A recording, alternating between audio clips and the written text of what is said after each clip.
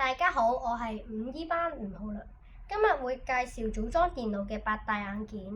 第一樣，中央處理器，即係 CPU。CPU 係電腦嘅核心部件，負責處理各種數據，例如指令。CPU 嘅性能會直接影響電腦嘅運行速度，同埋同一時間處理多項任務嘅能力。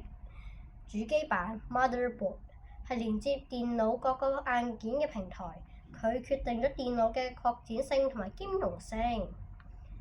同埋記憶體 RAM 用於暫時儲存電腦正在運行嘅程序同埋數據，其嘅容量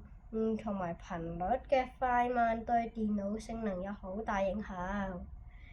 硬盤硬碟 Hard Disk Drive 係儲存電腦數據嘅設備，分為機械硬碟HDD 同埋固態硬碟 SSD。SSD 係快閃記憶體儲存資料嘅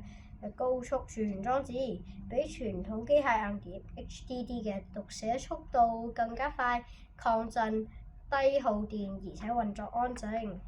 顯示卡 Graphics Card GPU 係電腦中處理視覺影像、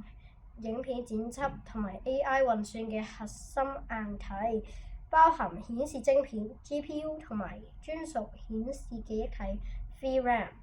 主要分為整合喺 CPU 內嘅內建顯示同埋高效能嘅獨立顯示卡。強力顯示卡可以大幅提升畫面嘅流暢度同埋解析度。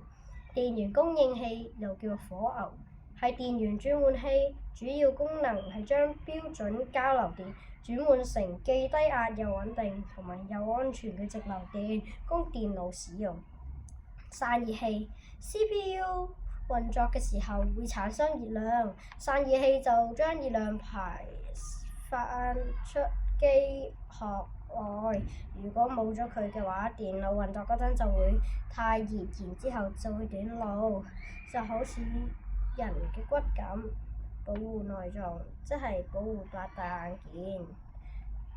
然之後呢，只要將呢8大硬件砌埋一齊，再塞入個機殼入面，就可以變成我哋而家用嘅桌上電腦。我今日嘅分享就嚟到呢度，多謝大家。